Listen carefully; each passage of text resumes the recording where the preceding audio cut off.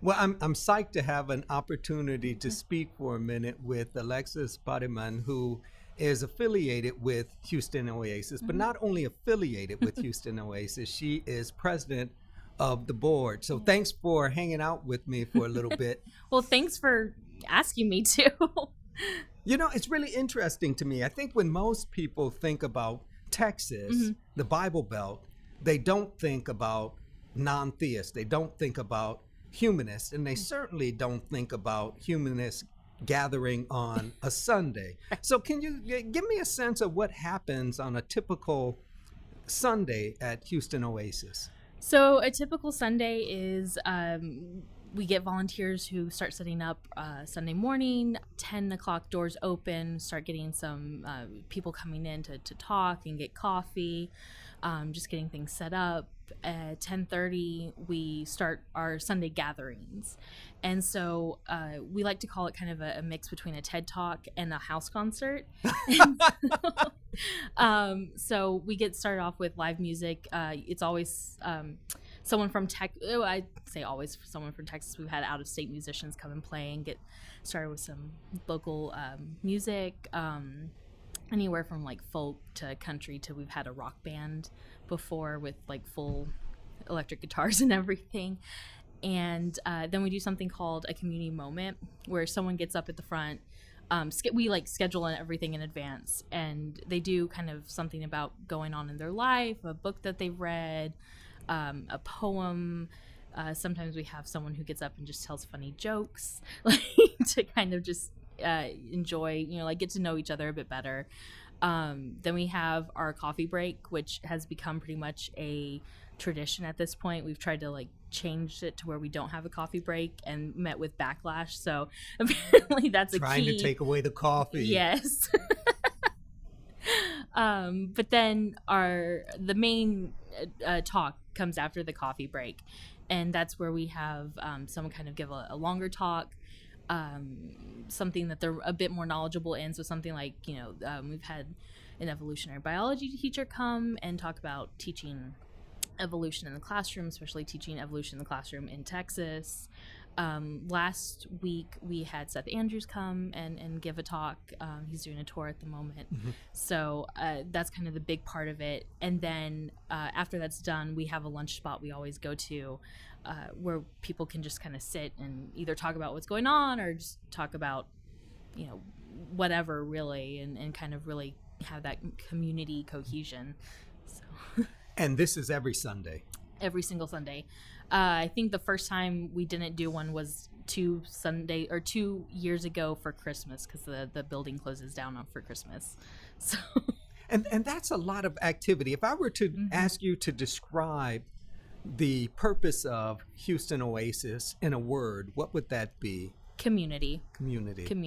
So there's a lot of activity. Sunday morning's kind of our moment to get everyone in one place. But the biggest thing we're aiming for is to get that community feeling, the feeling of here's someone who I can talk to about things like the Texas School Board is changing the history program or history education rules again. And so I want to talk about that, or, whatever you want to talk about, and not have to worry about, if my religion comes up, is that going to be a problem for this friend? Like you've kind of got that built in to the system. And so the word you used is community. In terms of Houston Oasis, do people join, or is it more flexible than that? They show up when it's cool for them to do that, or?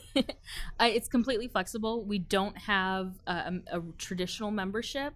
If you come the first time and you like it, you're an Oasian. If you come and you want to be, I guess, what Christians would call a Easter Christian. That's fine too. We have some people who they never come on Sunday mornings, but they come to the bar nights or the community groups, and they consider themselves members. So it's completely flexible in that regard. In terms of the participants and thinking with respect to background, so what's the typical background of someone who comes and is psyched about what's happening at Houston Oasis and just is there? We have a lot of people from a lot of different backgrounds. I do think the predominant one is probably ex-Christians, but we have ex-Christians, we have ex-Muslims, we have people who've never been religious a day in their life. So there's not really, I guess, a standard background, but like I said, ex-Christians probably the majority of that. And so what got Houston Oasis going, right? Was there a spark, a moment, an event, and folks said, look, we need a way to develop community. We need a way to be together.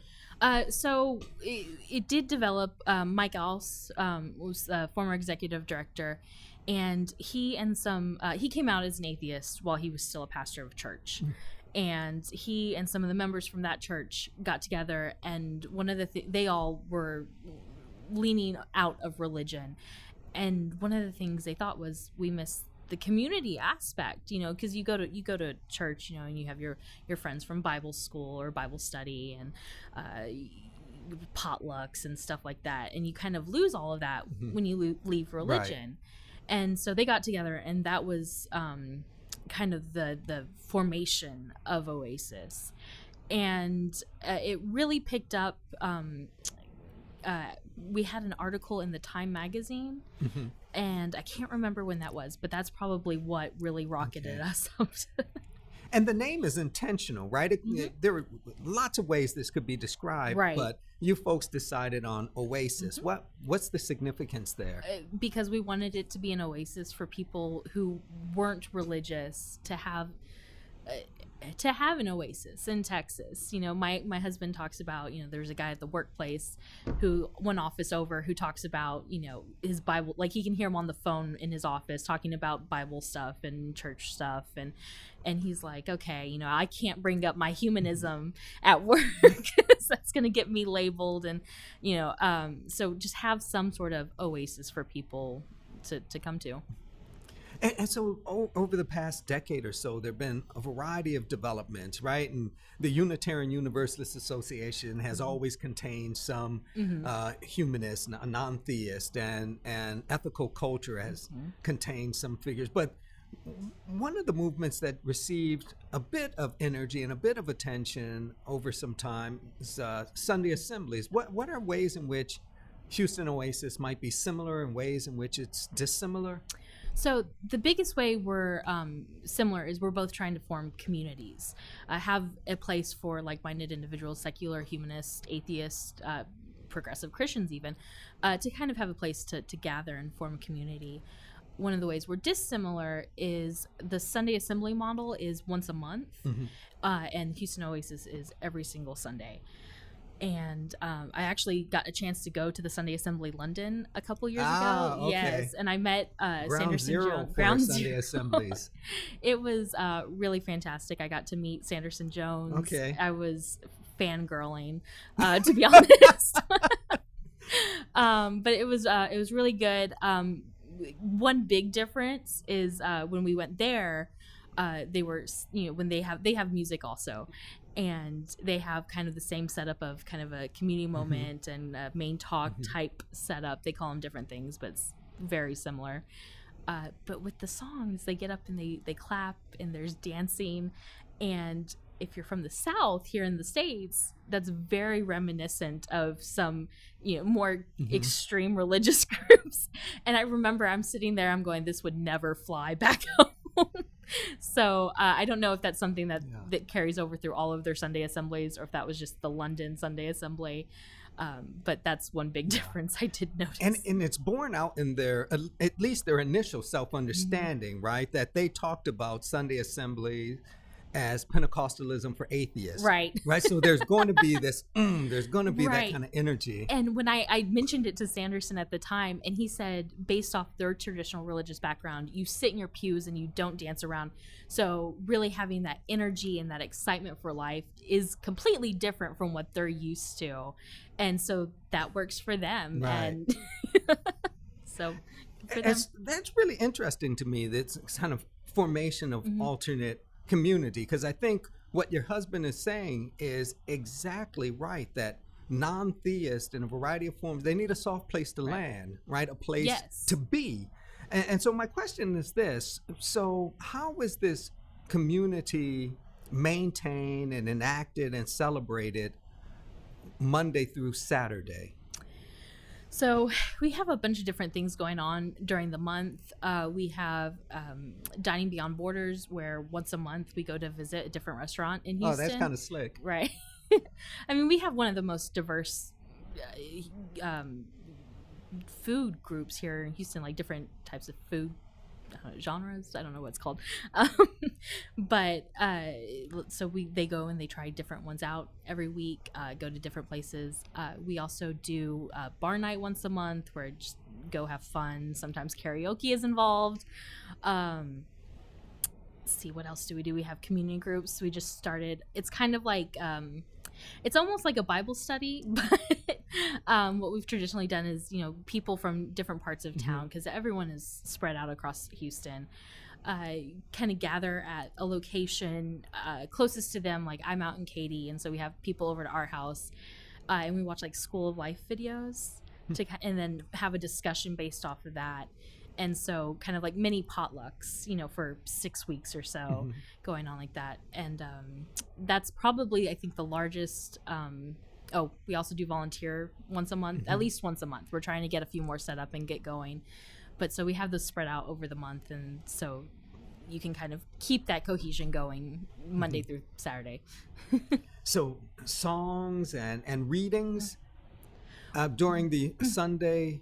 Well, I say readings, like people do read poems, but either they get up and they talk like, hey, I read this book and this is what I found interesting in it, or like I went on this vacation, and here's something to go with that.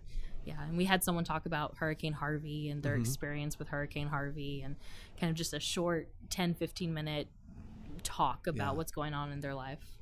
And I really appreciate the use of alternate space, right? That community can be formed anywhere, really, right? It's a kind of conscious occupation of time and space. It's intentional, and it's about relationships. So I'm curious as to how Houston Oasis thinks about its space, right? How it reworks and defines its space. I've never actually thought of it that way. But no, it's a good point. Largely a big part of it is just trying to find enough space to fit everybody. We average about 70 people on a Sunday morning. And so trying to find parking and a place where they can all fit in there is kind of the driving factor of how we think about where can we meet. But then on top of that, community groups. It doesn't necessarily have to be at someone's home. We encourage people, hey, if you want to lead it, as long as you can get internet connection to watch one of the videos, you can meet at the back room of the La Madeline.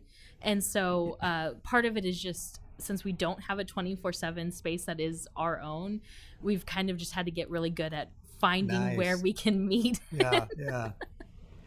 And for those who live outside of Houston, it's kind of hard to wrap your mind around how expansive Houston really is. Yes. And I'm curious as to folks who participate in Houston Oasis. Where in Houston do they typically live?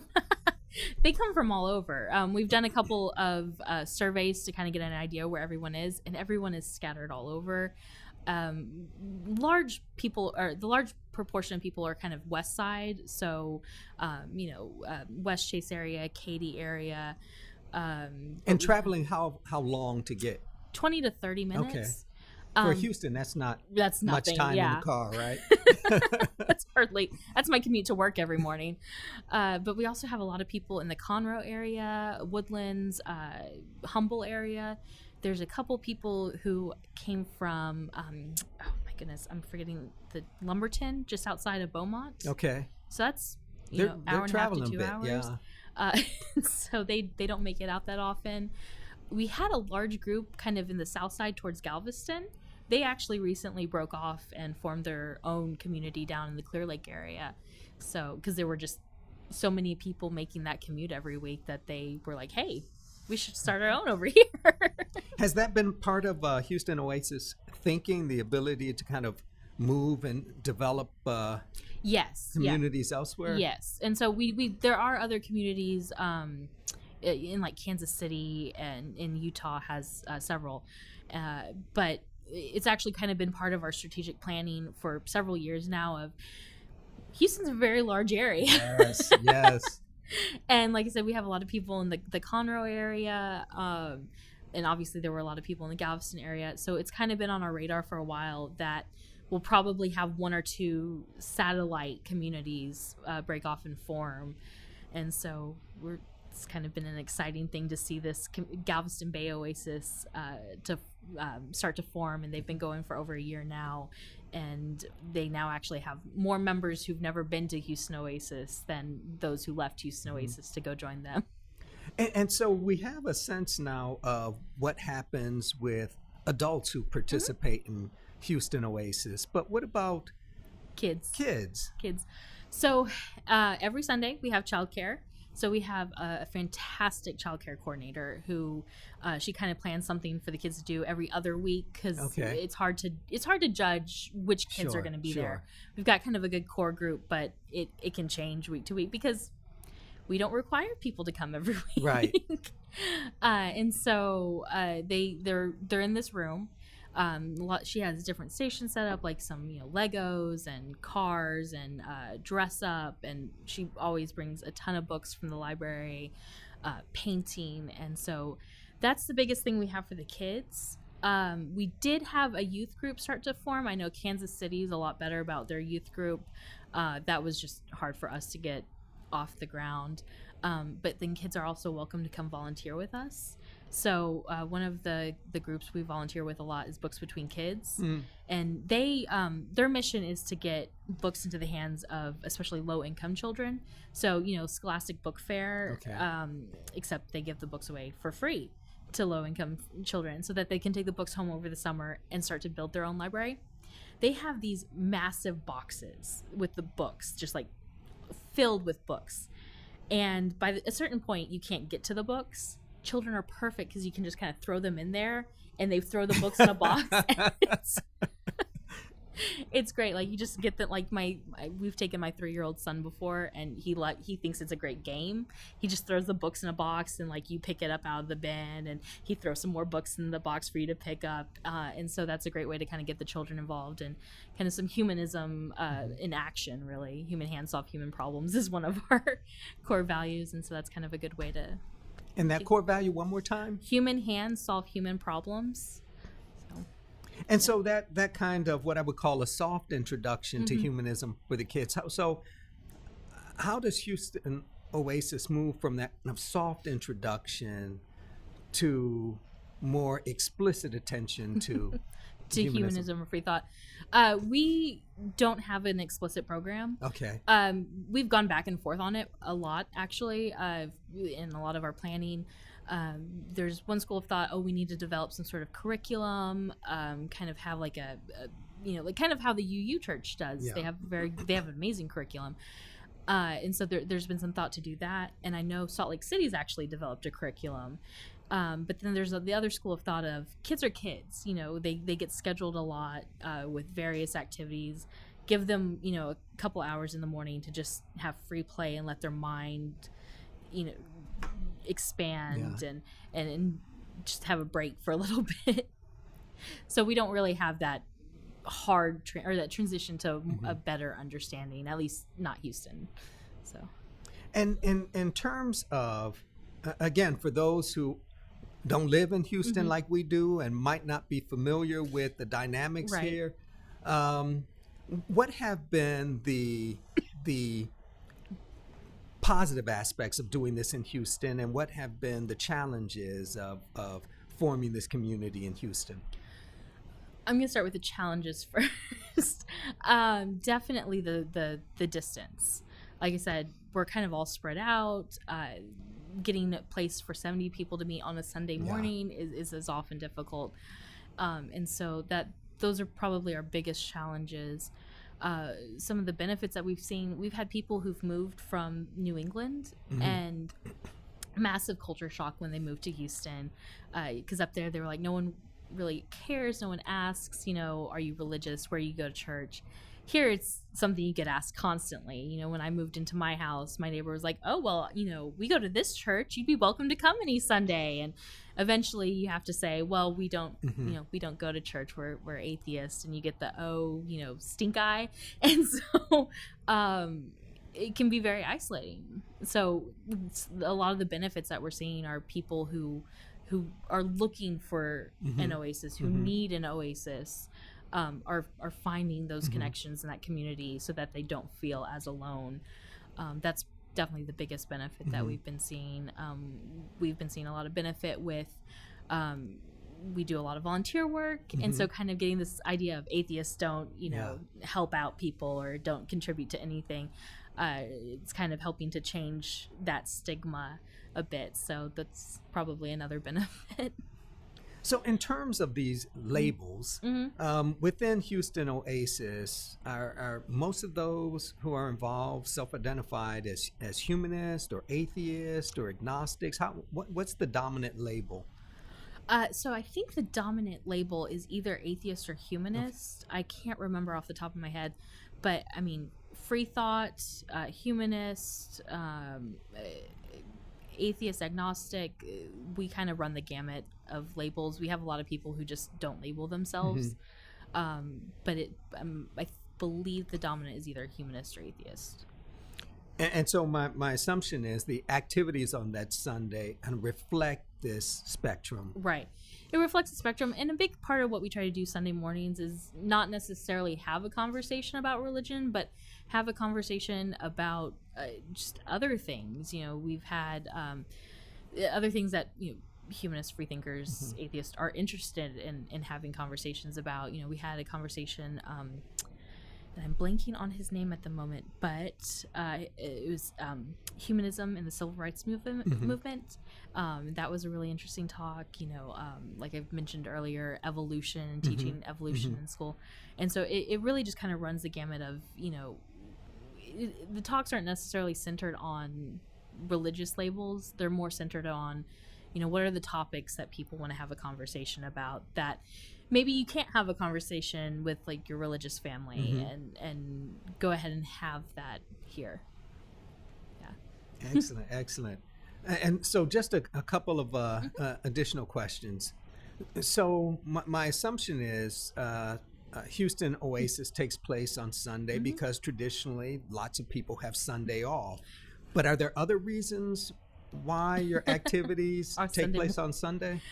Biggest thing is because Sunday mornings people have off for the traditional amount of part. But also because when we were starting out, people have kids, and a lot of times Saturday morning is when those activities happen.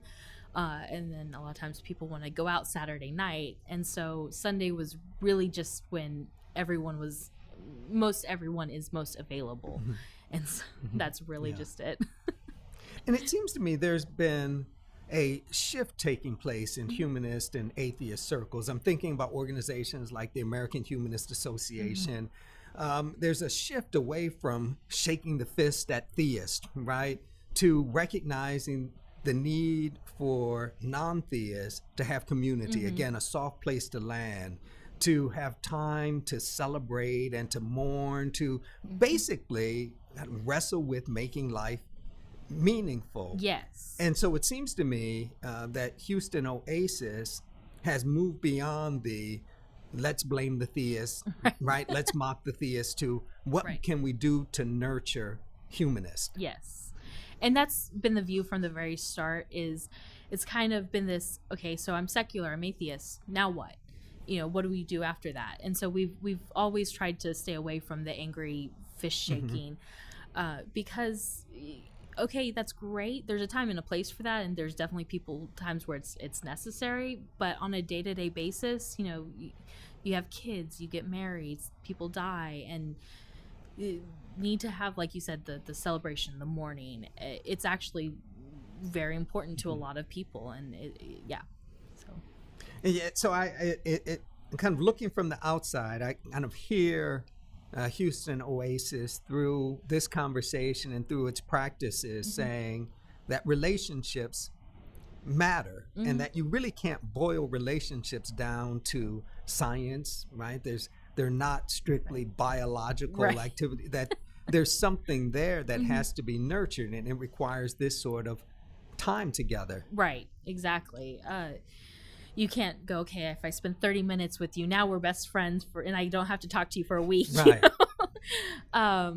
And so, yeah, you need that nurturing. You need the connection to really build those relationships. Yeah. And, you know, obviously once you kind of get a good connection with someone, you can go, okay, well, I've got to go, you know, away for a week and I'm not going to talk to you. But because you have that nurturing there, you can come back and you still have that good relationship. That there's something poetic about life. That is to say that Darwin is important, but there are dimensions of our time together that aren't really captured through that language, and that it's the singing, it's the joking, it's the sharing that really get at these other dimensions of who we are. Right. I would definitely agree with that. So my last question for you is this. So and again, thank you for taking time to chat. Thank you. And we covered quite a bit, but if there was one thing you want people to walk away knowing about Houston Oasis, what would that be? Oh, goodness. We're a diverse group of largely introverts. But realistically, you know, we're just looking for connection and looking for the community and building that community and just wanting to have random talks, a lot of times nerdy talks, but, you know, art talks and stuff like that. And so just, you know, we're just a community made up of people trying to form a community. Yeah. Alexis, thanks for the chat. Really enjoyed it. Thank you. I really enjoyed it too. Thank you. Thank you.